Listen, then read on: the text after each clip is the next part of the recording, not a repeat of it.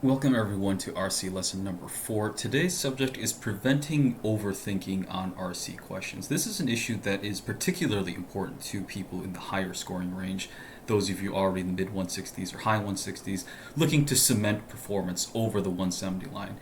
But really, I think also this would apply to anybody else who's anywhere else on the score scale.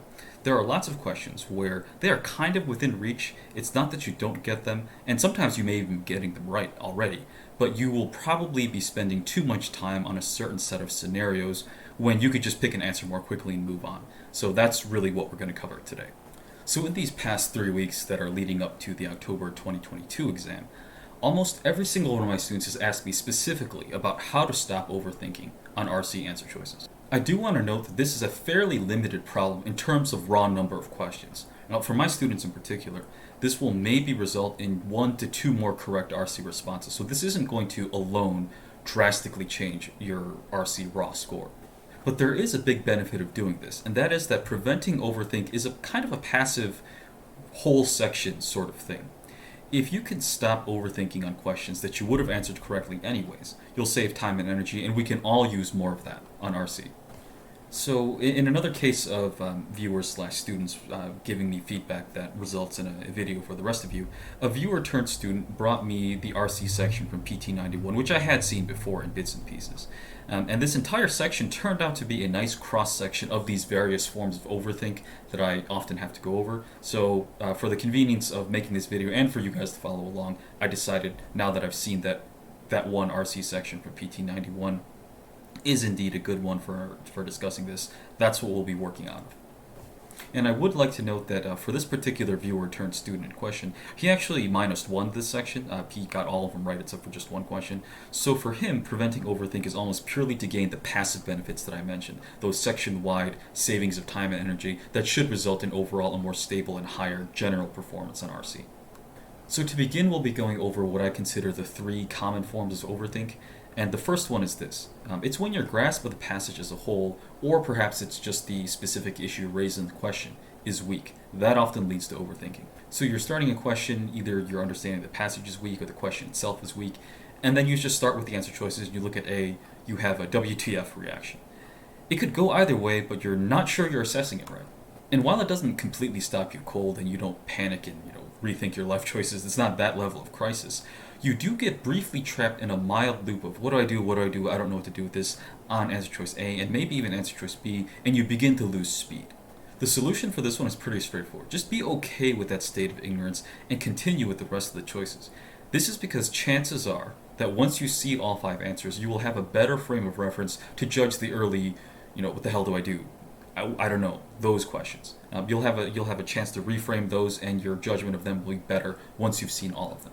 The second common form of overthink that I've encountered is when you've actually eliminated the 4 incorrect answer choices. So you've gotten rid of those 4, but the remaining one really isn't that satisfactory. So you end up spending a lot of time researching and reflecting on it. The solution for this situation is to focus more on the strength of your eliminations rather than attempting to research the correct answer for the millionth time. In a sort of related but less significant method, when you're down to that last one and it doesn't look that great, you can usually look at the passage and get confirmation, but that does take a little bit of effort, and it's probably better to just accept that you have made good, strong eliminations and to confirm that you have indeed made good, strong eliminations, and just to make peace with this sort of iffy but correct answer choice. The third common form of overthink that we'll be addressing today is when you've eliminated only 3 of the total 5 answers. But the problem is that the remaining 2 answers both seem defensible on some level. Usually, one of the answers will be more directly supported by the passage, and the other one will require an additional, yet reasonable inference on your part to make it work. The solution here is to choose the answer that is more directly supported and does not require much, if any, inference on your part at all.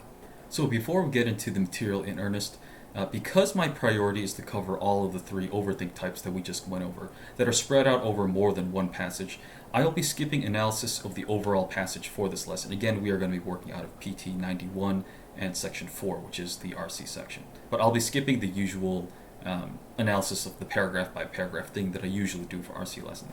If for whatever reason you'd actually like to see passage breakdowns for any of these, do let me know either in the comments or via email. But yeah, I'd be happy to put them up if that's actually what it turns out that you guys want to see. But again, we'll be dispensing with those today. I'll just be moving right into the questions and the answer choices. So starting right up with overthink pattern number 1, which is where your handle on the passage or your handle on the actual issue raised in the question stem is kind of weak. And I think a good demonstration of this is PT 91, section 4, question number 11. Admittedly, this is a split passage and it's a little dense in terms of the passage itself. But the markets are effing awesome attitude of passage A versus the markets aren't quite so effing awesome attitude of passage B, that much is pretty clear to, I would say, the vast majority of readers who encounter this comparative reading passage.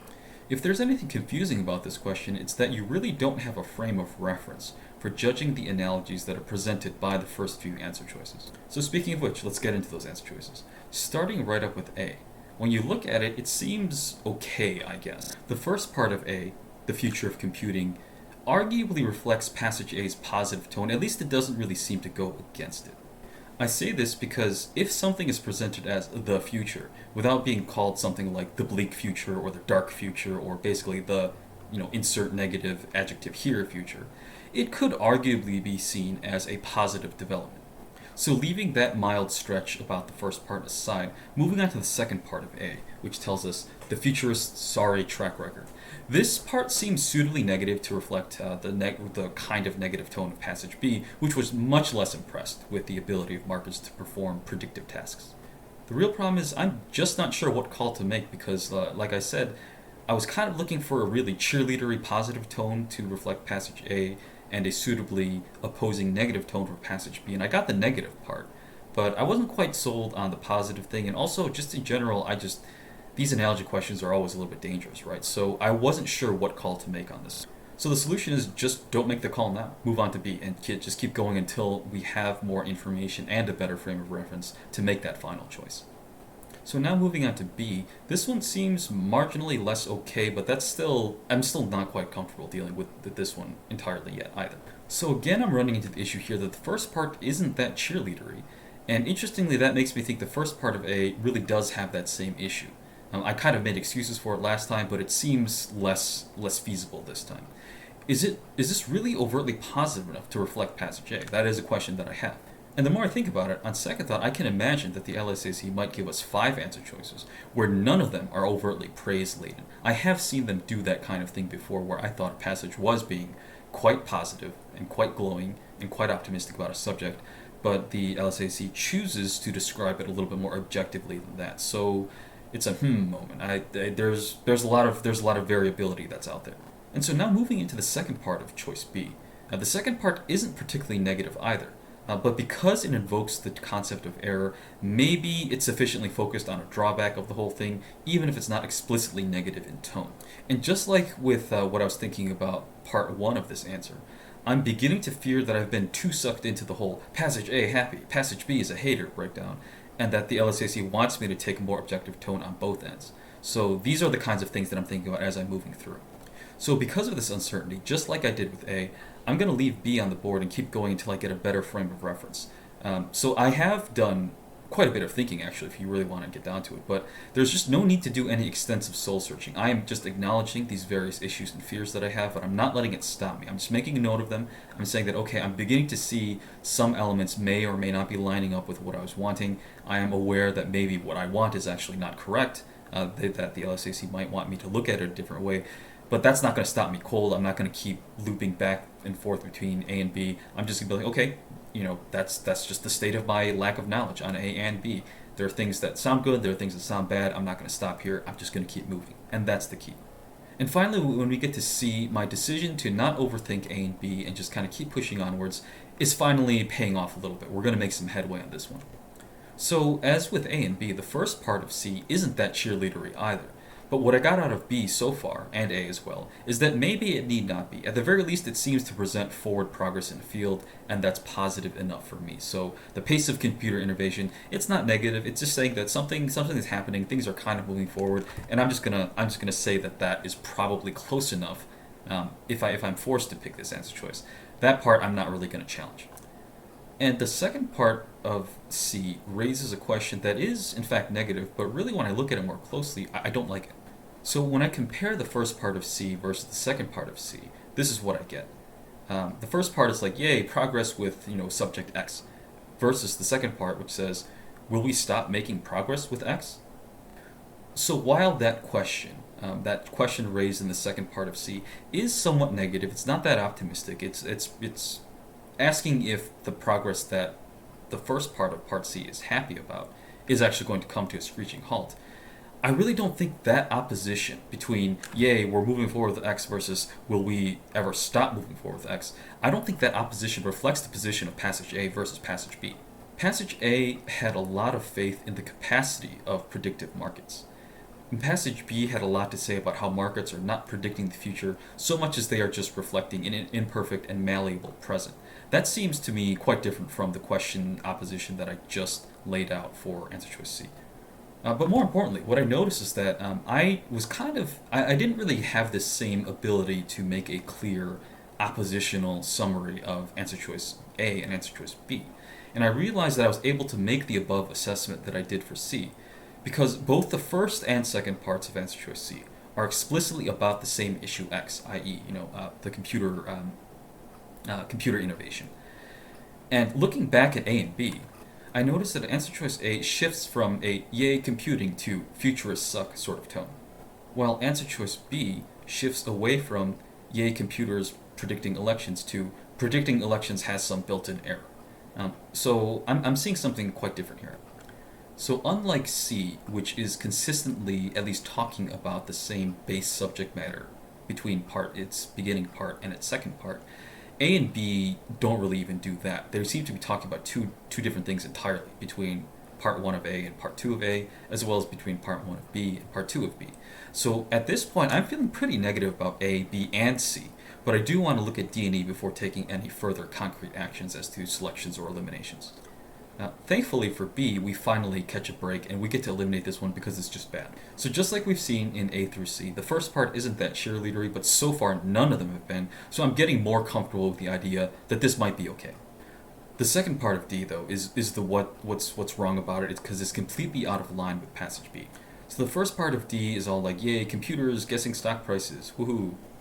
So the second part of D shifts over to, yay, computers are beating human stock professionals, which is kind of agreeing with the cheerleadery positive aspect of the first part, and that's clearly not what the relationship between passage A and passage B is. Passage B was taking a much dimmer view of what passage A was celebrating, which was the predictive power of markets. Passage B was clearly not sold on that idea, but D would be pretending as if it were, so it's just obviously not what we are looking for. And finally, when we get to E, we do get something that seems to work. As per usual, the first part isn't all that explicitly cheerleadery, but now that we've seen that all 5 answers don't bother to do that, so we're now officially fine with the situation of a more objective tone versus the cheerleadery tone that I was kind of oversimplifying passage A to have. Now, when it comes to the second part of answer choice E, it actually sounds a lot like the second part of answer choice C, but this time it actually feels correct. So looking at this answer as a whole, the first part of answer choice E says, yay, computers think. The second part of E says computers don't actually think, they're doing something else. I believe that this opposition better reflects the, yay, markets predict the future that passage A had, versus passage B's, markets don't predict the future so much as they reflect the present that we got in the passage. From this perspective now, looking back at A and B, they seem really bad at this point. The shift in context in both of those answers makes it far inferior to C and E, both of which remain on target. So now that we've gotten rid of A and B, looking back again at C, it wasn't the worst, but the first part versus second part relationship seems far inferior to what we just found in E. D, if you recall, we eliminated because it was just straight up wrong. So at this point, I would say you can select E with confidence. So the whole point of this whole thing was not that you just totally turned your brain off, and that's how you get over overthinking. What I wanted to show with this is that even if you started at A and B without all the clues that you needed, and you weren't really seeing how exactly it worked, and you didn't have a great frame of reference to make those strong eliminations when you started, by the time you were done, because you had come across the correct answer, because even before that, because you had seen other answers that may have been closer and were doing things differently than A and B, that suddenly gave you a frame of reference to assess A and B in ways that you may not have been able to do when you first saw them, in the absence of the rest of the choices. So not stopping to overthink the same answer choices that you're confused by, and just having faith that moving through more choices and gaining a frame of reference is what your goal is. You can not stop and not dedicate too much time and effort to something that isn't going to pay off, and eventually you will find the frame of reference that you do need. So I want to take a brief break here for some algorithm nonsense. Some people that I know personally who do this whole YouTube thing, and they found out that I'm doing a channel, insist that I should do a call to action segment here, kind of in the middle, where basically what it seems like I have to do is, sad face, point out that 80% of you watching this are not subbed. I personally think this whole thing is BS because my channel isn't really about maximizing growth in a minimal amount of time, but I want to at least try this so I can say, shut up about metrics and clout mongering to the people giving me all that well-meaning channel growth advice. Again, I don't really want max growth, but I do want this to reach more people. Because reaching more people gets me more feedback, it helps me become a better teacher, and also it helps more of you because I know this is a stressful experience, there's a lot of expensive and not so great resources out there, and I think my stuff is pretty good, and so I do want more of you guys to see this. So what it boils down to is like and subscribe, that is all. I do have one more thing though. In other news, student feedback is not the same as the kind of peer advice that I mentioned that other people who are in the content creation space saw fit to give me.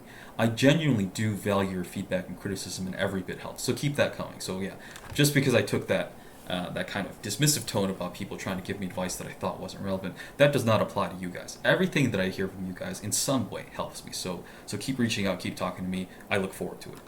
Alright, back to the content. Now we are going to move on to overthinking pattern number 2, which is when you have eliminated all 4 wrong answers fairly confidently, but the remaining one is arguably one of the more subtle answer choices out there.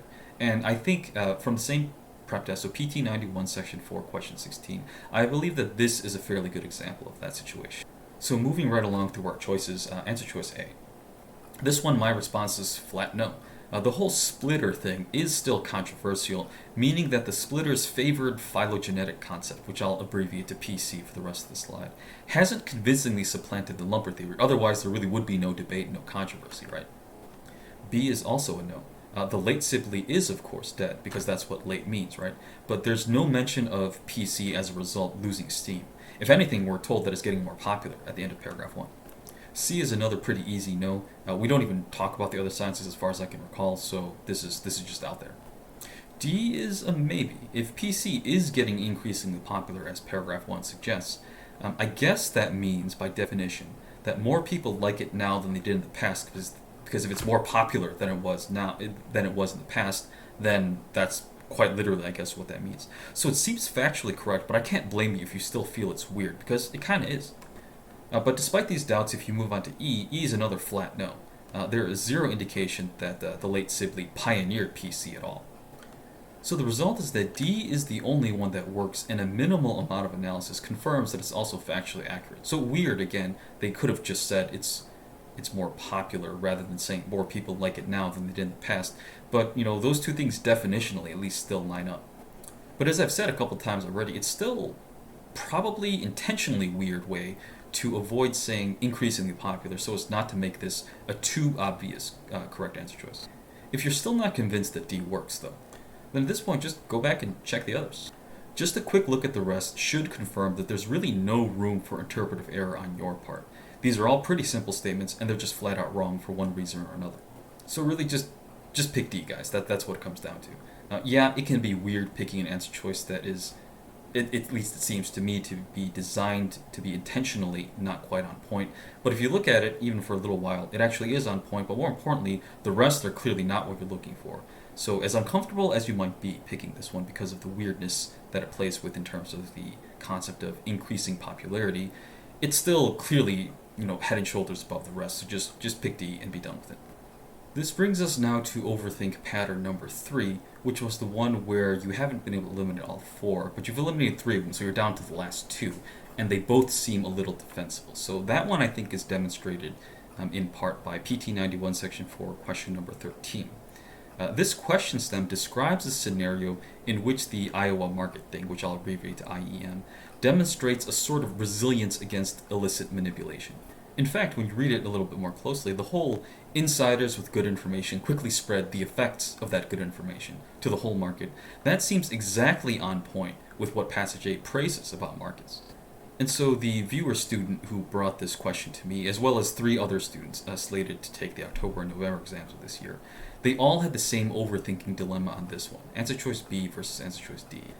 So starting right up with answer choice B, not really bothering with the rest more obvious eliminations. This one does seem quite obviously consistent with the passage. We know exactly where the words confirming this concept in passage A exists, and that's in paragraph 3, and there are really no inferences necessary on our part. It's just there. Now, as for D, it's reasonable to infer that the author of passage B would look at the question and say, no, this is exactly what I was talking about.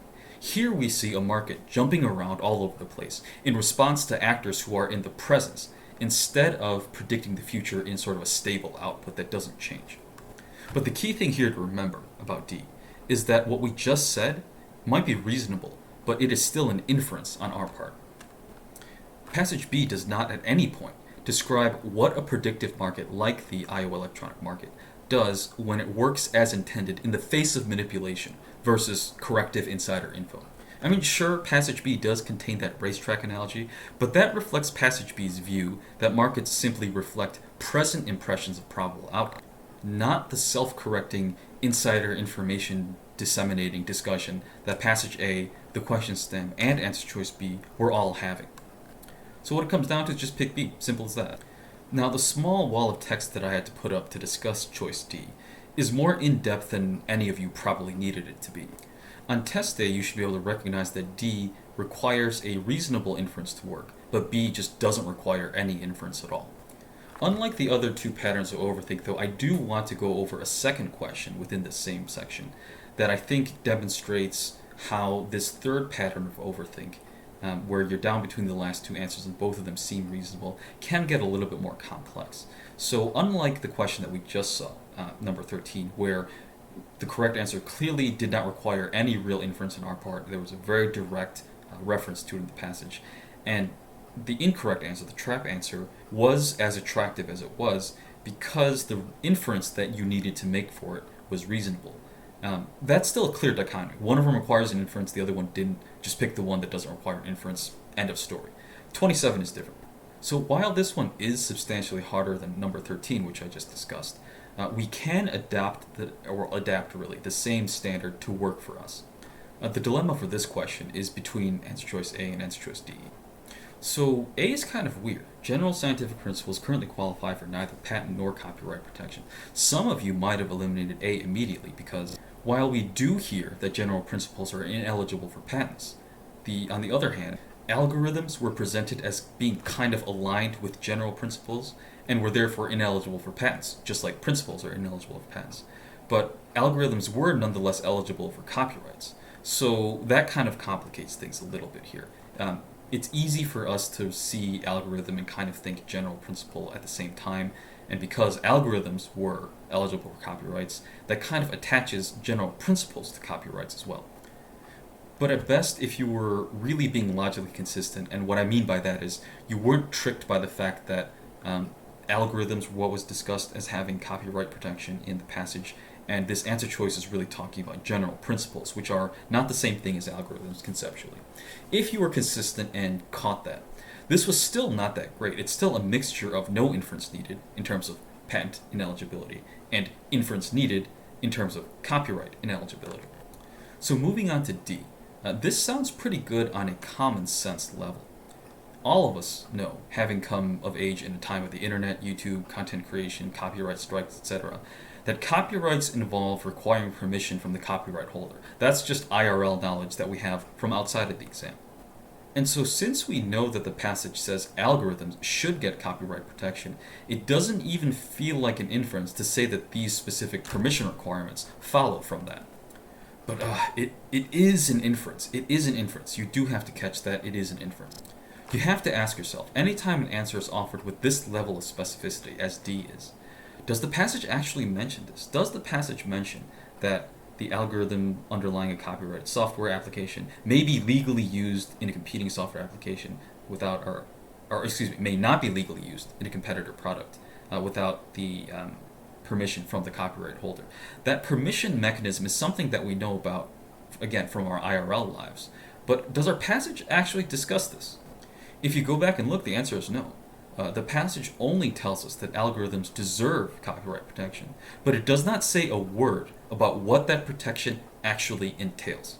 So again, it's one thing to say that algorithms deserve protection. It's another to say what those actual protections are, what they look like, how that works in real life. So since D is looking a little shakier than its initial common sense impression gave us, I'm stuck going back to B and looking at that one again. B requires no inference from us on the principles don't get patent protection part. That we've seen. I don't remember exactly which paragraph, but that's clearly in the passage. We do hear specifically that general principles don't get patent protection. Arguably, though, B requires a burdensome inference on the principles don't get copyright protection part. When talking about algorithms and copyright protection, the passage takes pains to say that algorithms' eligibility for copyright protection is based on the fact that algorithms can be seen as specific applications. They're not just general principles floating out there in the ether. They're very specific applications and instances. They're pretty specific. That's the key here. Specific applications, of course, are not general principles. So if all the eligibility for copyrights are based on specificity, then it goes to reason that general principles will fail to meet that standard because general principles, by definition, lack that kind of specificity. But, it still feels like quite an inferential stretch to get from this discussion of algorithms are eligible for copyrights because they're specific to reading into that and farther past that and believing that that means that general principles which lack that specificity don't qualify. I still feel that's something of a stretch. But when you compare B's sort of mixed nature, where part of B doesn't require inference, but the second part of it does, D looks different. Unfortunately for D, the single core idea of D, which is the specific form of copyright protections, take for algorithms, that information is totally absent from the passage. That is something that the passage never actually discusses. So, the passage does give us a bit of the, hey, you can't just copy software, that's cringe, in paragraph 1, but that's still not describing what copyright protection actually looks like. It just describes what the general absence of IP protection looks like. So B requires a partial inference, but D requires a total inference. So by our standards, just pick B.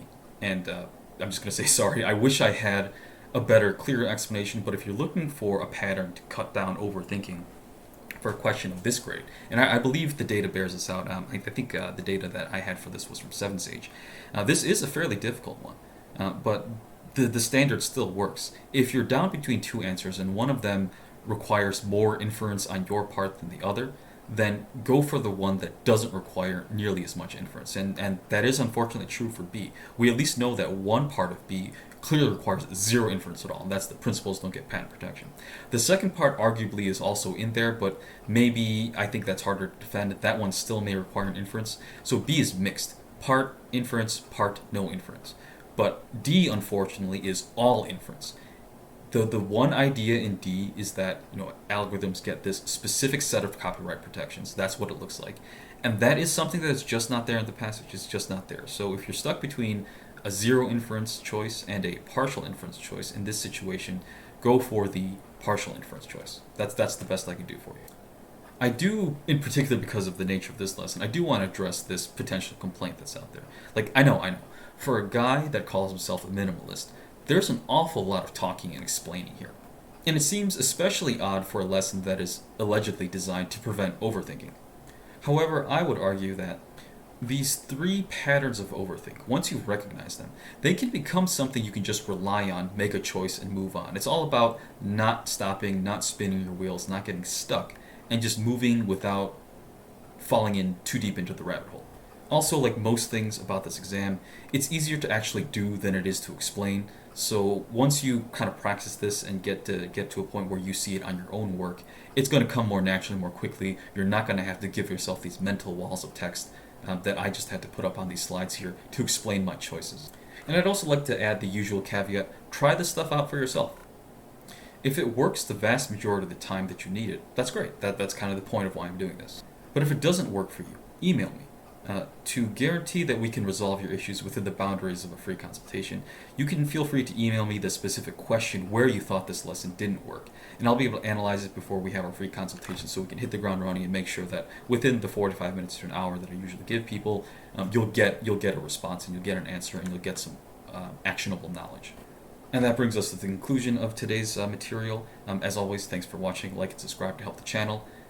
Leave a comment, that helps too. But as many of you guys have opted to do, feel free to email me about any questions you have. It could be about this, it could be about other stuff, whatever it is. Talk to me.